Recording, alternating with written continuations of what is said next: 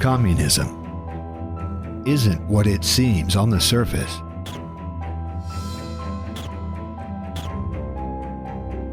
How do secret societies have anything to do directly with communism? We'll introduce the missing puzzle piece.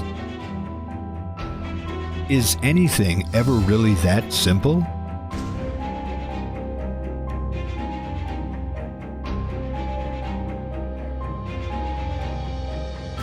Weishaupt's methods of secrecy and deception were well beyond anything we've ever seen.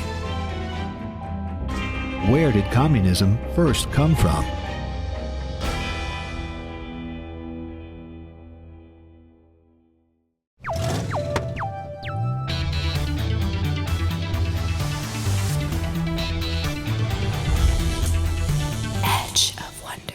Hey everyone, welcome to Edge of Wonder. This is part 2 of our communism series, Communism and Illuminism. Many of you have been asking us about Adam Weishaupt and how he relates to the Illumidonkey. Others have been asking us whether the Freemasons are good or bad. We've also gotten many questions about the Knights Templar and how they fit into the entire equation. Well everyone, hold on to your hats, because in this episode we're going to show you the hidden history of secret societies and this New World Order, only told through the formation of communism. Man, who would have thought? Now, often when people talk about communism, they think it was just some Russian thing that's no longer a threat. For some people, they might think it has to do with some kind of revolution, or they might know that China is still a communist country and that Mao Zedong starved a lot of people and was a nut job. When they dig a little further, they might start to learn about the French Revolution and just think that communism came about because of a bunch of surface philosophies and philosophers, which, I mean, you can hardly call them that, came about because France legitimately needed reform. Is anything ever really that simple? Can you think of any huge change that wasn't impacted or is not a result of many different factors all intersecting at once? Simply think about how complicated it is when a war starts and all the events that lead up to it. While researching communism, we found a very buried source. An academic researcher and author named Nesta Webster, who could really be considered the great-grandmother of all conspiracy theorists. Or conspiracy realists, as I heard someone say. That's true. The book is called World Revolution: The Plot Against Civilization. Webster predates Fritz Springmeier by 80 years, at a time when using the phrase conspiracy theorist wasn't a trigger word to get you to automatically reject anything someone says. This lady was exposing the Illumidonkey when Fritz Springmeier wasn't even a twinkle in his grandmother's eyes. And as we read, we were dumbfounded by her research. Her work is so sourced that it's impossible to deny her findings. She read the actual original documents and personal letters of those behind these movements from both France and Germany, tracking back the genesis of every secret society and everything that's changed our world and why today is how it is. You guys excited? So are we. We found it strange that this source would just be sitting there without any drama behind it, so we decided to look into the person, and lo and behold, there was drama. We found out that she's currently known in the academic circles as a Nazi sympathizer. This claim on her reputation was so serious, for the most part, all her works have been rejected in current studies. But, as we stated in our last episode, we found that Hitler may in fact have been of the Rothschild bloodline, making this situation much more involved than we thought. And as we've seen with people like author Cotton Mather and many others, these things are complicated and should be looked at both historically and from a third-party perspective, taking emotion completely out of the equation. Why do we say that? Her work largely took place before Hitler's genocide. She was so good at researching that she was an informant to both British and American intelligence agencies. Several quotes from top officials at the time can be found about her. So we decided to read on and see what Nesta found and try to figure out the situation for ourselves. We've now read several works from Nesta Webster, and we're baffled at finding that she was very against entities undermining mankind, particularly those of communism, and there isn't even an inkling of hate towards anything but those entities that seem to be undermining humans. However, in her findings, Nesta made a grave oversight. She found that people who called themselves Jews were behind several subversive movements. Because of that, she confused these people who called themselves Jews as actual Jews. She ended up joining societies that considered themselves fascist before those fascist societies are considered what they are today. But it's also extremely doubtful she would consider herself a fascist in today's day and age after seeing the way history played out. She was fooled by Hitler, as were many other people of the time, and thought he understood what she did. So she even defended him at certain points. And then when Hitler did what he did, unfortunately, the damage was done. People now consider her a fascist, but what's strange, as we stated in our last episode, she was against what communism, the most murderous specter on the planet, was doing. She was against these things and people being undermined. So this is a very complicated situation. So, by reading her books, are Ben and I fascist? Hell no. Every race and every person on the planet was literally created by the divine. We have nothing but love for everyone. However, what she found was so mind-blowing that as a people have to take a look at it and consider it. So let's once again put down what history has said and take a look at this for ourselves and see if we can uncover the truth behind the secret societies and communism. Yeah, let's think for ourselves instead of listening to a talking head. What a concept. What is communism and where did it come from? In multiple sources that we've looked through, including the Epoch Times specter of communism, it is said that the seeds of communism could be traced back to ancient Greek philosophers of our civilization. Not all of them, of course, but some of them. There was then a long time between that and when things started to flare up in recent times. To track all of this, you have to look at what happened in Europe, particularly in France, leading up to the French Revolution. In 1185, there was a movement called the Confrérie de la Paix, which translates to the Fellowship of the Peace. They attacked nobles and clergy and focused on setting up a community of land. Their belief system was called nationalization. This confrérie led to something called the Albigeois, who in 1250 used the same theory to also attack nobles and priests. Sounds like a common theme, right? And keep in mind that these things happen in France, where there was a clear distinction between nobles and common folk. Coincidentally, and also in 1250, an order of knights was founded in Jerusalem called the Knights Templars. After the Crusades, when the Templars returned to France, they positioned themselves as independent to the French monarchy under the leader Jacques du Molay. This power was at odds with the king of the time, King Philippe le Bel, and in October of 1307, on Friday the 13th, several of these Templars were arrested and accused of spitting on crucifixes, denying Christ through various means, and of course, accused of worshiping Baphomet. Several of these Knights Templar were executed, including the Grand Master of the Templars, Molay. This might seem like a random thing to share here, but according to this version of the story, one that's been tracked back, we're looking at the genesis of none other than the Freemasons. Nesta says, according to the Chevalier du Molay, those Templars who had escaped the storm afterwards met in obscurity so as to reknit the ties that had united them, and in order to avoid fresh denunciations, they made use of allegorical methods which indicated the basis of their association in a manner unintelligible to the eyes of the vulgar. That is the origin of the Freemasons. In our episode, we're going to call these the French Freemasons, because there was an apparent divide between those French Freemasons in France and those in Britain, which had developed in a very different way. the British Freemasons actually developed from a real guild of Masons, and there was a spirit of brotherhood and benevolence, seen also in the early years of the Americas. Freemasonry has many lodges, so it's easy to see how lodges, especially lodges in different countries, could develop in different ways.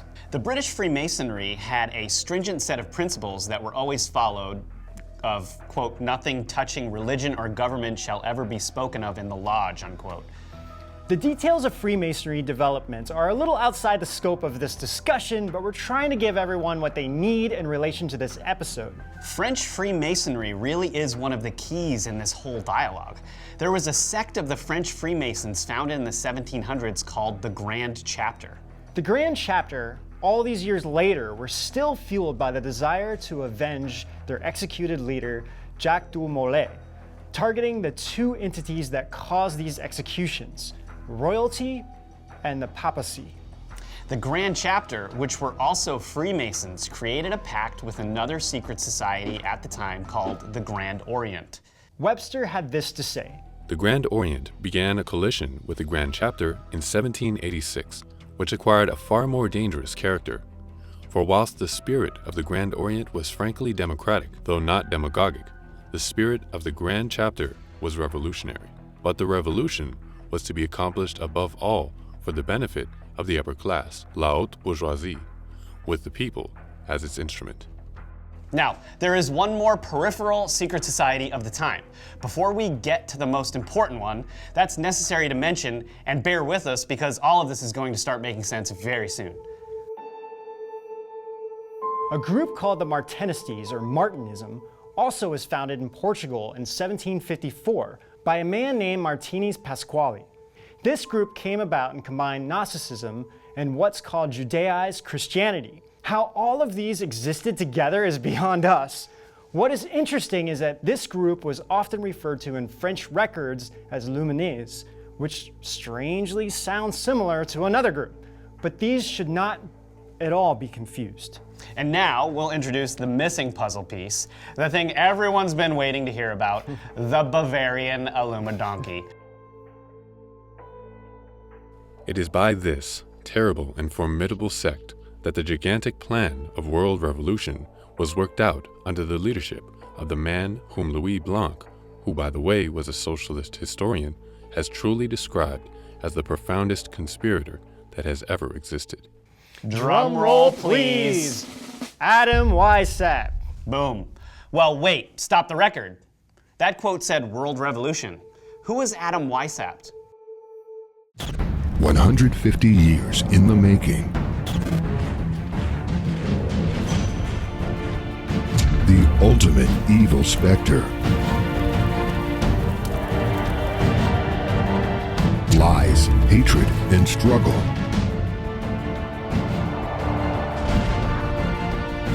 Traditions destroyed.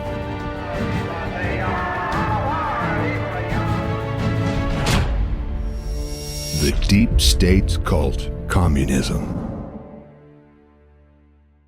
Adam Weishaupt was born on February 6, 1748. He got involved in Jesuit institutions by a very young age, and it inspired him with a violent dislike for their order. After which he found solace in the teachings from the French philosophers and anti-Christian doctrines at that time.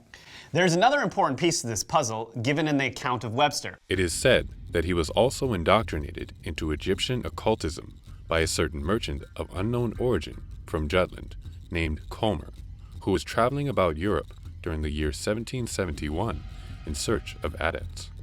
It was on this day of May 1st, 1776, after 5 years of contemplation and planning, the Illuminati was formed. The significance of this particular day cannot be overlooked. Fritz Springmeier says in Bloodlines of the Illuminati, in witchcraft and Satanism, Lucifer, Baal, rises from the underworld on May 1st, also known by the following list of names: Beltane, a major European holiday, Communism and the Illuminati's chief holiday, and Walpurgis.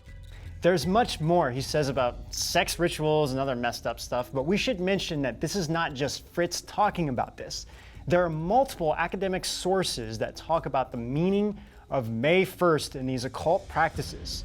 Is it a coincidence that Weishaupt picked this day to start the Illuminati? Come on, guys. He organized this society by combining the degrees of Freemasons with those of the Jesuits. And even though he hated the Jesuits, he also saw the strengths of their ways and weaved them into the inverse for the destruction of everything they built.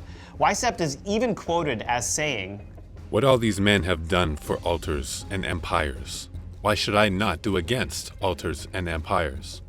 By the attraction of mysteries, of legends, of adepts, why should I not destroy in the dark what they erect in the light of day?" When first Weishaupt could not succeed in convincing ex-Jesuits to join, he spited them and made rules that they and Jews could not be allowed in save for by special permission. Weishaupt's methods of secrecy and deception were well beyond anything ever seen. Only what a person could accept would be revealed, and that which could not be accepted was reworded to fit into that person's line of thinking. In fact, Weishaupt's favorite maxim was, the end justifies the means. If someone was a Christian, for instance, Christ was represented as the first author of Illuminism, whose real teaching was liberty and equality, right? Good behavior over time was rewarded by being let in on higher secrets in the order, and these secrets must have been intriguing enough to allow for amassing new members.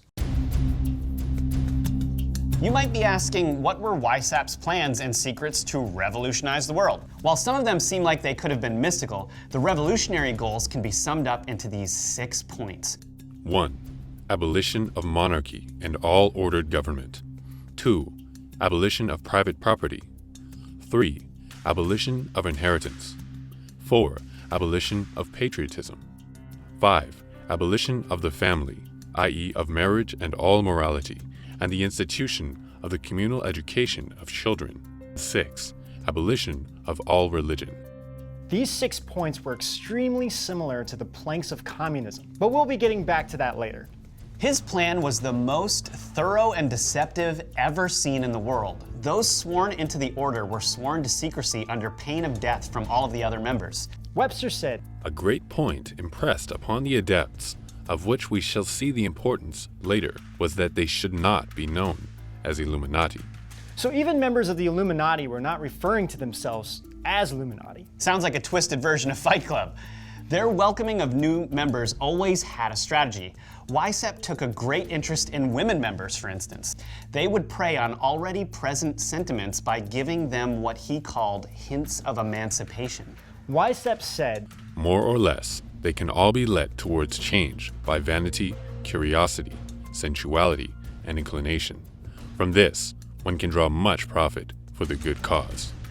They even split the female members into 2 groups. One was virtuous women, who would lend an impression of good repute to the order, and the other was what he called light women, who would basically just satisfy members who have a penchant for pleasure. how brilliant their plan is can be seen in the way they treated individuals with money. They called them fools with money. Weishaupt said in a letter, These good people swell our numbers and fill our money box. Set yourselves to work. These gentlemen must be made to nibble at the bait. But let us beware of telling them our secrets.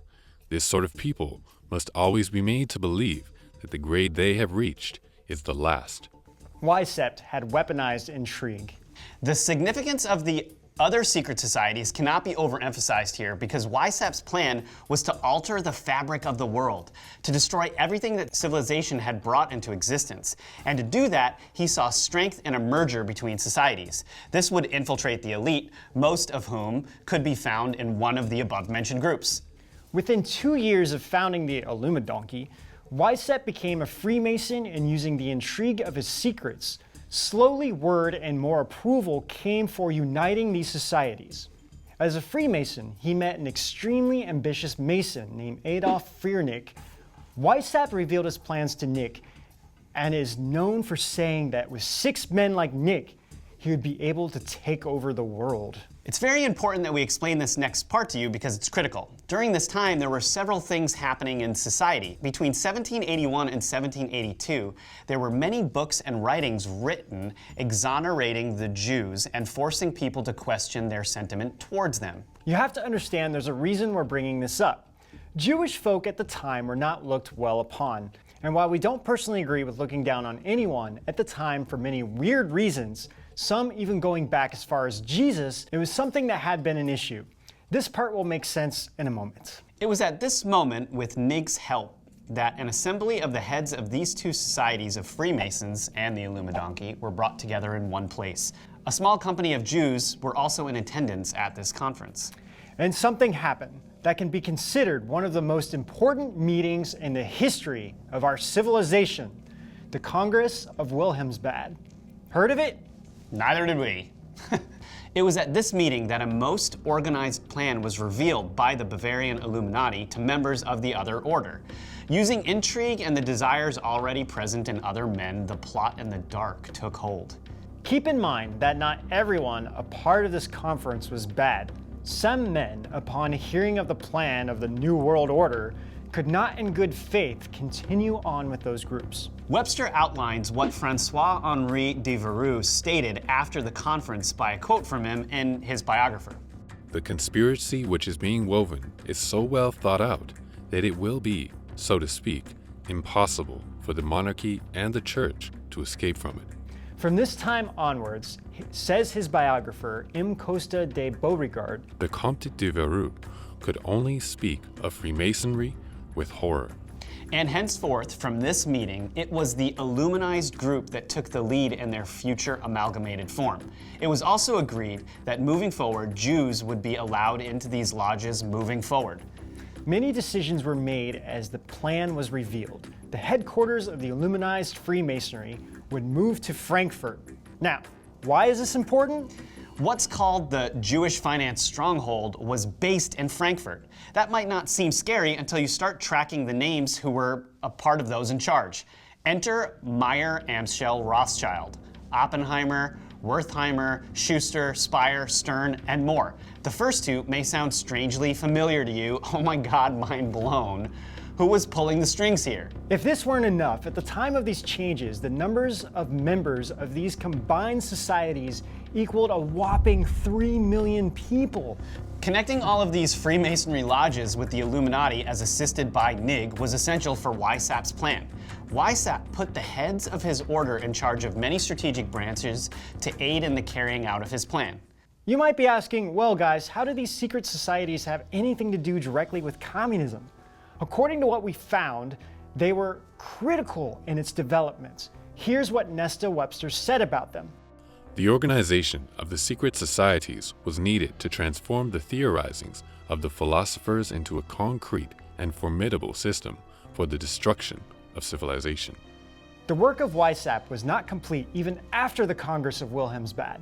The Grand Orient and Martinistes were not yet completely Illuminized. So as to not bore you to death with the names that fit outside the scope of this episode, we'll simply explain that they were eventually infiltrated by Illuminizing specific people in their orders and getting them a part of the plan, and then utilizing them sometimes without those secret societies even knowing. The unity of these secret societies was just the start. Without a plot in the dark or from the shadows, those things intending to happen on the surface could never have been accomplished. Anytime there was a task too hard to handle for the sake of the revolution, more men in the way or with power were infiltrated and Illuminized. Literally, every big player leading up to the French Revolution was in some way connected to the Illuminati or the Illuminized Freemasonry. Why is this important? Webster says, hitherto, the isolated revolutions that had taken place throughout the history of the world can be clearly recognized as spontaneous movements brought about by oppression or by a political faction enjoying some measure of popular support, and therefore endeavoring to satisfy the demands of the people. But in the French Revolution, we see for the first time that plan in operation which has been carried on right up to the present moment, the systematic attempt to create grievances in order to exploit them. We'll give you perhaps the best example of how engineered agitation worked in real time during the early stages of the French Revolution. This historical incident was called the Great Fear. At a time just before the French Revolution, there were rumors everywhere of a famine plot, a conspiracy that aristocrats were staging planned burning of grain and farmland to starve out the population. At almost the same hour across towns and villages in France, a panic was instigated by urgent messengers on horseback bearing signs that said, "Edict of the King," telling commoners that terrorists were coming to, we assume, to burn those fields and to arm themselves. The king orders all chateaus to be burned down. He only wishes to keep his own. These people, already agitated, thought they were now given a message from the king to carry out their violence against the actual laws that the king would never break. Their wish was fulfilled to burn down the chateaus of the aristocracy. Webster said, The object of the conspirators was thus achieved, the arming of the populace against law and order, a device which ever since 1789 has always formed the first item in the program of the social revolution. So you might be asking who this brilliant agitation plan was devised by. None other than Adrien Dupont. an adept of Illuminized Freemasonry. Holy cow! So now we have two names from the 13 families appearing here behind these catastrophic world events, right? Coincidence? In our last episode, we quoted Fritz Springmeier about the idea where communism came and who funded it. Here's a quote from None Dare to Call It Conspiracy by Gary Allen on page 25. Karl Marx was hired by a mysterious group who called themselves the League of the Just Men to write the Communist Manifesto as demagogic boob bait to appeal to the mob. In actual fact, the Communist Manifesto was in circulation for many years before Marx's name was widely enough recognized to establish his authorship for this revolutionary handbook. All Karl Marx really did was update and codify the very same revolutionary plans and principles set down 70 years earlier by Adam Weishaupt, the founder of the Order of the Illuminati in Bavaria. And it is widely acknowledged by serious scholars of this subject that the League of the Just Men was simply an extension of the Illuminati, which was forced to go underground after it was exposed by a raid in 1786 conducted by the Bavarian authorities. Oh my gosh. That's correct. The proof of conspiracy can not only be found in the actions of those involved or the connections, but also in their words. We're going to read a quote from Marx and Engels. Some of the names won't make sense because we didn't cover it, but we want you to pay close attention. The revolutionary movement, which began in 1789 with Cercle Social, whose main representatives were to be Leclerc and Roux, and which ended in Babeuf's conspiracy, gave birth to the communist idea, which Filippo Buonarroti, a friend of Babeuf, reintroduced into France after the Revolution of 1830. This idea, consistently developed, is the idea of the New World Order. Boom. Yeah. Let's wrap this mind-blowing episode up. Communism isn't what it seems on the surface. There were many plans in place to create the specter haunting our world, and as always, we're just finding out what we can and presenting it to all of you to be the judges. As for secret societies, it seems the situation is abundantly laid clear now. While there may be lodges of Freemasonry that are still good, and while there may be still men in Freemasonry that are good across the world, there is no way those good men would know about the intentions of those above at a higher degree. It's clear here that Freemasonry in Britain and the Americas were different than those in France and Germany after Weishaupt's infiltration. But it's also clear that Freemasonry in general is all connected. That master conspirator, Adam Weishaupt, said, G is grace. The flaming star is the torch of reason. Those who possess this knowledge are indeed Illuminati. So it is the G in Freemasonry that now carries on this proverbial torch of Illuminism in plain sight, just as Lucifer is the light bearer? What secrets do those lodges have about the world history we reviewed on this episode? I guess we'll have to find out if we all keep asking the right questions. That's right, everyone. We'll be asking those questions out on the edge Of wonder. Let me try to do this. The fiddler, how so I plunge, plunge without fail, my blood-black saber into your soul, till senses reel. I felt like Gollum was reading that. You totally channeled Gollum.